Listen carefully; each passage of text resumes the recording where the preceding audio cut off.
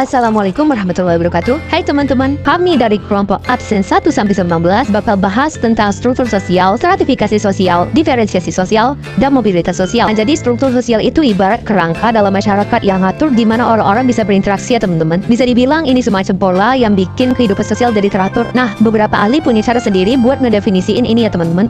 Peter Emblau bilang ini tentang pola perbedaan dan keteraturan dalam masyarakat. William Kornblum lebih fokus ke pola perilaku yang terus berulang. F. Bergata dan M.L. Bergata melihatnya sebagai lingkungan sosial yang enggak bisa diubah individu begitu saja. Surjono Sukanto menyebutnya sebagai hubungan timbal balik antara posisi dan peran sosial. Abdul Sani menggambarkan ini sebagai tatanan sosial dalam masyarakat. Hendro Puspito menekankan soal skema yang mencakup nilai-nilai sosial dan budaya. Sulaiman Sumardi lebih ke jalinan aturan, lembaga, dan kelompok sosial dalam kehidupan. Dua, ciri-ciri struktur sosial abstrak tidak bisa dilihat langsung tapi berfungsi mengatur masyarakat. Dimensi vertikal dan horizontal, ada hierarki vertikal dan pembagian kelompok horizontal. Dasar proses sosial. Struktur sosial memengaruhi perubahan dalam masyarakat, mengatur pola hubungan, menentukan bagaimana individu berinteraksi, berkembang dan bisa berubah, tidak statis, selalu beradaptasi dengan perkembangan zaman. 3. Elemen dasar struktur sosial. Ada 4 elemen utama dalam struktur sosial. A. Status sosial. Kedudukan atau posisi seseorang dalam masyarakat ada 3 jenis. 1. Ascribe status. Diperoleh sejak lahir. Misalnya gelar bangsawan. 2. Achieve status. Dicapai melalui usaha seperti kepala desa atau dokter. 3. Assign status. Diberikan karena penghargaan atau kepercayaan seperti gelar pahlawan. B. Peran sosial, tindakan atau harapan sesuai dengan status seseorang. Peran ini mengatur perilaku dan interaksi dalam masyarakat. C. Kelompok sosial, sekumpulan orang dengan nilai dan norma yang sama yang berinteraksi secara teratur. D. Lembaga sosial, struktur yang mengatur kehidupan sosial seperti keluarga, pemerintah, dan agama. 4. Faktor-faktor yang mempengaruhi struktur sosial. Beberapa faktor yang membentuk struktur sosial di Indonesia. Geografi, wilayah kepulauan menciptakan perbedaan budaya dan bahasa. Mata pencarian, perbedaan profesi seperti petani, nelayan, dan pekerja. Industri memengaruhi struktur sosial. Pembangunan, ketimpangan pembangunan bisa menciptakan kesenjangan sosial. 6. Jenis-jenis struktur sosial. Struktur sosial bisa dibedakan dari beberapa sudut pandang. A. Berdasarkan sifat. Struktur suku sulit berubah, contohnya sistem kasta. Struktur West bisa berubah, misalnya masyarakat dengan stratifikasi terbuka. Struktur formal diakui secara resmi seperti pemerintah daerah. Struktur informal tidak resmi tapi berpengaruh, misalnya tokoh masyarakat yang dihormati. B. Berdasarkan identitas keanggotaan. Struktur homogen, anggotanya punya kesamaan, misalnya agama atau suku. Struktur heterogen, anggotanya beragama seperti masyarakat multikultural. C. Berdasarkan ketidaksamaan sosial. Struktur ini terbentuk dari perbedaan fisik, jenis kelamin, tinggi badan, dan non-fisik, kecerdasan, keterampilan, minat. Menurut Selo Sumarjan, perkembangan masyarakat itu kayak level dalam game ya teman-teman. Mulai dari yang sederhana sampai yang modern. Kalau yang sederhana masih kental dengan gotong royong dan ikatan kekeluargaan yang erat. Tradisi dan aturan enggak tertulis jadi pegangan utama. Hasil produksi cuma buat kebutuhan sendiri dan enggak buat dijual. Kalau masyarakat Madia udah mulai ada perubahan tuh. Ikatan keluarga enggak sekuat dulu. Lebih terbuka sama perubahan sosial dan teknologi. Aturan mulai campur. Ada yang tertulis dan enggak tertulis. Lembaga formal mulai muncul. Sistem sosial jadi lebih kompleks. Kalau yang modern, orang yang lebih individualis tapi juga lebih terbuka sama dunia luar ya. Keputusan diambil berdasarkan logika dan ilmu pengetahuan. Kalau di masyarakat modern ini juga hukum tertulisnya berlaku dan status sosial ditentukan sama keahlian ya teman-teman, bukan keturunan. B. Stratifikasi sosial. 1. Pengertian stratifikasi sosial. Stratifikasi sosial berasal dari kata stratum, lapisan, dan sosio masyarakat. Jadi artinya pelapisan dalam masyarakat. Menurut para ahli, Kamanto Sunarto mengatakan bahwa stratifikasi sosial adalah pembedaan anggota masyarakat berdasarkan status. Suardono Suekanto mengatakan bahwa stratifikasi sosial adalah perbedaan posisi seseorang dalam hierarki sosial. Astrid S. Susanto mengatakan bahwa stratifikasi sosial adalah hubungan sosial yang terstruktur secara vertikal dan horizontal. Pitirim A. Sorokin mengatakan bahwa stratifikasi sosial adalah ciri tetap dalam setiap kelompok sosial. Robert M. Zilawang mengatakan bahwa stratifikasi sosial adalah penggolongan dalam hierarki berdasarkan kekuasaan, privilege, dan prestis. Paul B. Horton dan Chester L. Hunt mengatakan bahwa stratifikasi sosial adalah sistem pembedaan status dalam masyarakat. Bruce G. Cohen mengatakan bahwa stratifikasi sosial adalah penempatan individu berdasarkan kualitas ke dalam kelas sosial.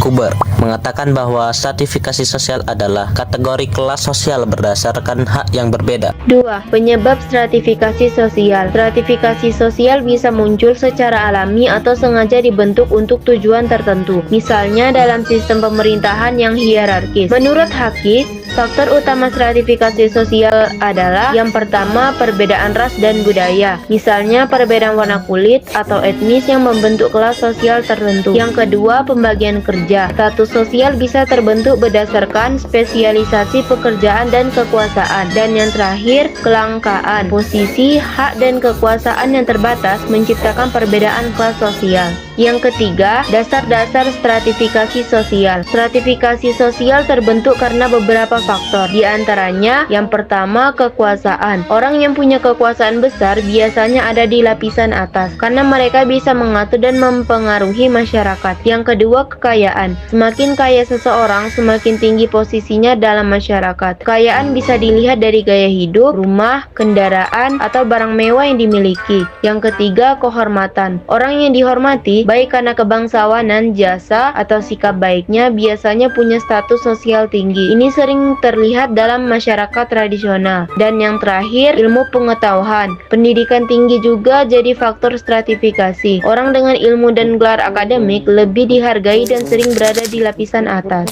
Sifat stratifikasi sosial. Menurut Suherjono Swekantos, stratifikasi sosial dibagi menjadi 3. A. Stratifikasi sosial terbuka. Semua orang bisa naik atau turun kelas sosial berdasarkan usaha dan kemampuannya. Mobilitas sosial tinggi seperti di negara maju atau masyarakat modern. Contohnya, seseorang dari keluarga biasa bisa sukses jadi pengusaha kaya. B. Stratifikasi sosial tertutup. Status sosial sulit berubah, biasanya berdasarkan keturunan. Hubungan sosial dibatasi sesuai kelasnya. Contohnya, sistem kasta di India atau masyarakat feodal. C. Stratifikasi sosial campuran. Gabungan sistem terbuka dan tertutup. Contohnya, seseorang dari kasta tinggi bisa dihormati di daerahnya, tapi harus menyesuaikan diri saat pindah ke tempat lain. 5. Macam-macam stratifikasi sosial. Stratifikasi sosial membagi masyarakat ke dalam kelas-kelas tertentu berdasarkan beberapa kriteria, yaitu A. Berdasarkan ekonomi. Kelas atas, orang kaya yang bisa memenuhi semua kebutuhannya dengan mudah. Kelas menengah, orang berkecukupan yang bisa memenuhi kebutuhan pokok. Kelas bawah, orang yang kesulitan memenuhi kebutuhan dasar. Status sosial seseorang ditentukan oleh prestise atau gengsi. Contohnya, pekerjaan kantoran sering dianggap lebih bergengsi daripada pekerjaan kasar. C. Berdasarkan politik. Tip kasta. Kekuasaan diwariskan, mobilitas sosial hampir tidak ada. Contoh, sistem kerajaan tipe oligarkis, kekuasaan terbatas pada kelompok tertentu, tapi ada sedikit kesempatan naik kelas. Contoh, masyarakat feodal. Tipe demokratis, kedudukan bisa berubah tergantung kemampuan dan usaha. Contoh, sistem politik di negara demokrasi. D. Berdasarkan pendidik. Lapisan atas, orang dengan pendidikan tinggi S1, S2, dan S3. Lapisan menengah, lulusan SMP, SMA, atau setara. Lapisan bawah, lulusan SD atau tidak bisa membaca dan menulis. Berdasarkan pekerjaan, kelas elit, pejabat, konglomerat, pengusaha besar. Kelas profesional, dokter, hakim, akuntan, insinyur. Kelas semi profesional, pegawai kantor, teknis, pedagang. Kelas skill, tukang, mekanik, dan teknis. Kelas semi-skill, pekerjaan pabrik, sopir, pelayan restoran. Dan yang terakhir, kelas unskill, pekerjaan rumah tangga, tukang kebun, petugas kebersihan. 6. Karakteristik stratifikasi sosial. Stratifikasi sosial punya 3 ciri utama. Perbedaan kemampuan. Orang di strata atas biasanya punya kemampuan lebih besar. Misalnya, direktur bisa beli mobil, sedangkan karyawan hanya mampu beli motor. Perbedaan gaya hidup. Status sosial memengaruhi gaya hidup, seperti pengusaha sukses yang memakai pakaian mahal dan bermain golf. Perbedaan hak dan akses. Jabatan tinggi biasanya dapat fasilitas lebih, sementara bawahan dapat fasilitas lebih sedikit. 7. Fungsi stratifikasi sosial. Stratifikasi sosial berfungsi untuk membagi hak istimewa seperti gaji, kekayaan, dan wewenang, menentukan wibawa dan penghargaan dalam masyarakat, menjadi dasar persaingan sosial, baik dari status, kekuasaan, atau kepemilikan, menunjukkan status seseorang melalui simbol seperti pakaian, rumah, dan gaya hidup, mempermudah atau menyulitkan seseorang untuk naik atau turun status, menguatkan solidaritas di antara kelompok yang punya status sosial yang sama. 8. Pengaruh stratifikasi sosial dalam masyarakat. Stratifikasi sosial memengaruhi tindakan dan interaksi sosial. Tindakan sosial yaitu setiap kelas sosial punya selera berbeda dalam gaya hidup, seperti pakaian, hiburan, atau makanan yang menunjukkan status mereka. Interaksi sosial yaitu simbol status seperti cara berbicara, gelar, dan gaya komunikasi yang menunjukkan posisi seseorang dalam masyarakat. C. Diferensiasi sosial. 1. Pengertian diferensiasi sosial. Menurut Suharjono Soekarto, diferensiasi sosial adalah perbedaan dalam masyarakat tanpa adanya tingkatan lebih tinggi atau lebih rendah. Ini berarti perbedaan yang ada bersifat horizontal, bukan hierarki. 2. Ciri-ciri diferensiasi sosial. Diferensiasi sosial dibedakan menjadi 3, yaitu ciri fisik, ciri sosial, dan ciri budaya. Ciri fisik adalah perbedaan tampilan luar seperti warna kulit, bentuk rambut, atau mata, tapi tidak menentukan siapa yang lebih baik. Ciri sosial adalah perbedaan profesi atau pekerjaan yang semuanya memiliki peran penting dalam masyarakat. Dan ciri budaya adalah perbedaan adat dan budaya seperti tradisi pernikahan yang berbeda di tiap daerah. 3. Bentuk-bentuk diferensiasi sosial. Diferensiasi sosial terjadi dalam berbagai aspek kehidupan. Ras, pengelompokan berdasarkan ciri fisik seperti Mongoloid, Kaukasoid, dan Negroid. Suku bangsa dibedakan berdasarkan budaya dan bahasa, misalnya suku Jawa, Batak, atau Dayak. Klan, pengelompokan berdasarkan garis keturunan, bisa patrilineal ayah seperti Batak atau matrilineal ibu seperti Minangkabau. Agama, masyarakat terbagi sesuai kepercayaan masing-masing seperti Islam, Kristen, Hindu, dan lain-lain. Asal daerah, perbedaan antara masyarakat kota dan desa yang punya gaya hidup berbeda. Jenis kelamin, perbedaan biologis antara laki-laki dan perempuan, tapi tidak ada yang lebih tinggi atau rendah. Pekerjaan berbagai profesi seperti dokter, guru, atau petani yang semuanya sama pentingnya dalam masyarakat. 4. Dampak diferensiasi sosial. Dampak positifnya memperkuat solidaritas dalam kelompok, melestarikan budaya dan tradisi, menumbuhkan rasa bangga terhadap identitas kelompok, memberikan identitas sosial dalam masyarakat. Dampak negatifnya bisa menyebabkan perpecahan jika tidak ada toleransi, berpotensi menimbulkan konflik antar kelompok, bisa menimbulkan sikap etnosentrisme atau merasa budaya sendirinya lebih unggul. A. Mobilitas sosial. Pengertian mobilitas sosial adalah perpindahan status atau kedudukan seseorang atau kelompok dalam struktur sosial. Perpindahan ini bisa naik ke atas, turun ke bawah, ataupun tetap dalam level yang sama tanpa mengubah hierarki sosial. Menurut para ahli, Anthony Giddens, mobilitas sosial adalah perpindahan individu atau kelompok dalam status sosial ekonomi yang berbeda. Roy Calhoun, mobilitas sosial adalah pergerakan seseorang dalam tangga sosial, baik naik ataupun turun. Kim Balyoung and Raymond, mobilitas sosial adalah perubahan dalam struktur sosial yang mengatur kelompok masyarakat. Paul W. Harton, mobilitas sosial adalah perpindahan dari satu kelas sosial ke kelas lainnya. William Kornblum, mobilitas sosial adalah perpindahan individu atau kelompok dari satu lapisan sosial ke lapisan sosial lainnya. Faktor yang mempengaruhi mobilitas sosial. Faktor pendorong perubahan sosial. Kemajuan teknologi dan perubahan ekonomi mendorong mobilitas sosial, ekspansi wilayah dan migrasi. Urbanisasi dan transmigrasi bisa membuka peluang peningkat status sosial. Komunikasi bebas. Akses informasi yang luas memudahkan interaksi dan peluang sosial. Pembagian kerja. Spesialisasi pekerjaan mendorong orang untuk meningkatkan keterampilan dan posisi sosial. Fertilitas berbeda. Tingkat kelahiran yang lebih tinggi pada kelompok ekonomi rendah dapat memberikan peluang mobilitas sosial. Akses pendidikan. Pendidikan yang mudah diakses membuka peluang naiknya status sosial. Faktor penghambat, diskriminasi. Rasial, agama, dan kelas sosial bisa membatasi peluang seseorang untuk naik status. Kemiskinan. Keterbatasan ekonomi menghambat akses pendidikan dan kesempatan kerja yang lebih baik. Jenis kelamin. Norma patriarki seringkali menghambat mobilitas sosial perempuan. Faktor struktur dan individu. Struktural, jumlah posisi sosial tinggi yang tersedia akan kemudahan untuk mencapainya. Individu, pendidikan, keterampilan, dan keberuntungan yang menentukan keberhasilan seseorang dalam mobilitas sosial.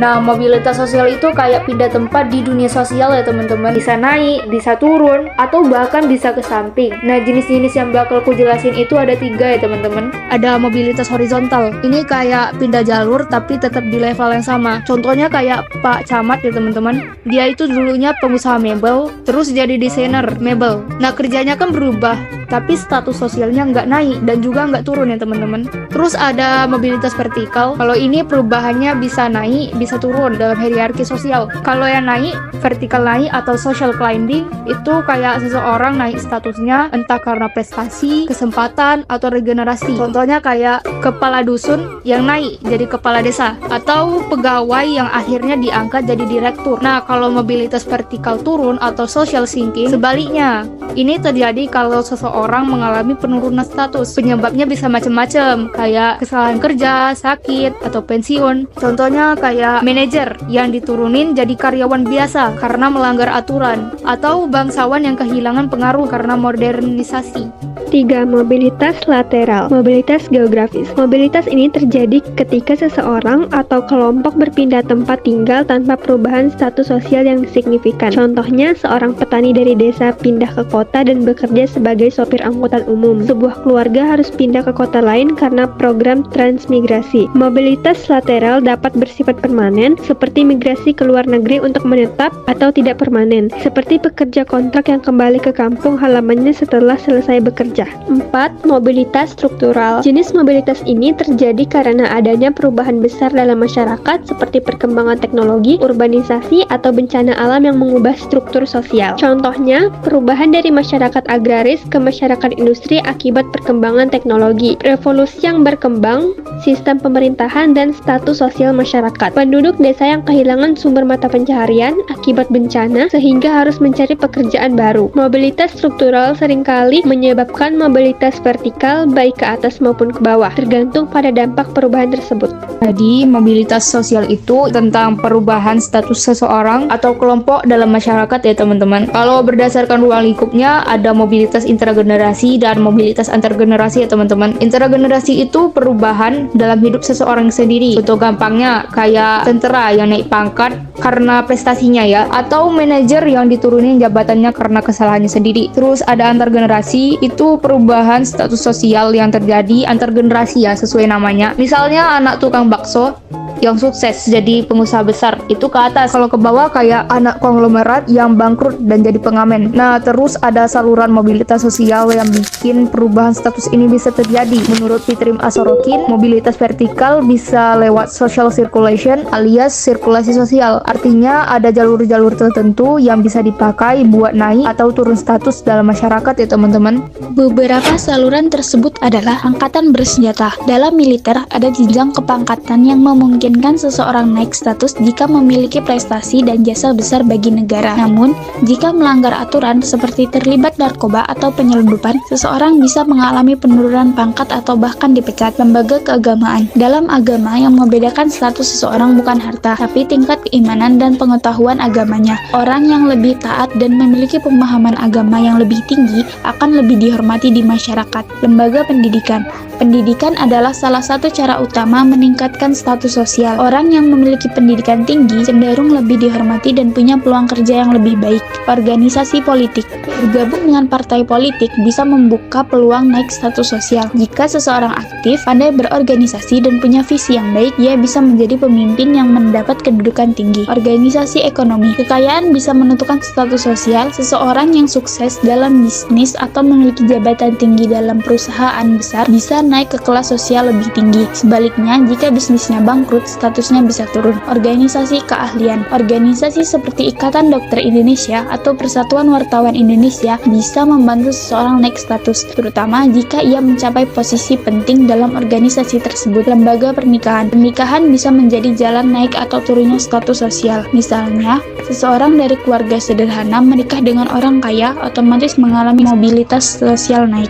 Cara melakukan mobilitas sosial. Beberapa cara yang bisa dilakukan untuk naik status sosial. Meningkatkan standar hidup. Naiknya penghasilan tidak serta-merta menaikkan status sosial. Namun, jika seseorang mulai menjalani gaya hidup yang lebih mapan, maka statusnya juga akan meningkat. Menikah dengan pasangan dari kelas sosial lebih tinggi bisa mengangkat status sosial dalam masyarakat. Pindah tempat tinggal. Pindah ke lingkungan yang lebih elit atau memperbaiki tempat tinggal bisa mencerminkan status sosial yang lebih tinggi. Mengubah tingkah laku. Orang sering menyesuaikan cara bicara, berpakaian, dan berperilaku sesuai dengan kelas sosial yang ingin mereka capai. Mengubah nama. Di beberapa budaya, mengubah nama bisa menunjukkan peningkatan status. Misalnya, seorang yang mendapat gelar kehormatan atau pangkat tertentu. Bergabung dengan organisasi. Menjadi anggota organisasi bergengsi seperti asosiasi profesional atau komunitas elit bisa meningkatkan status sosial seseorang.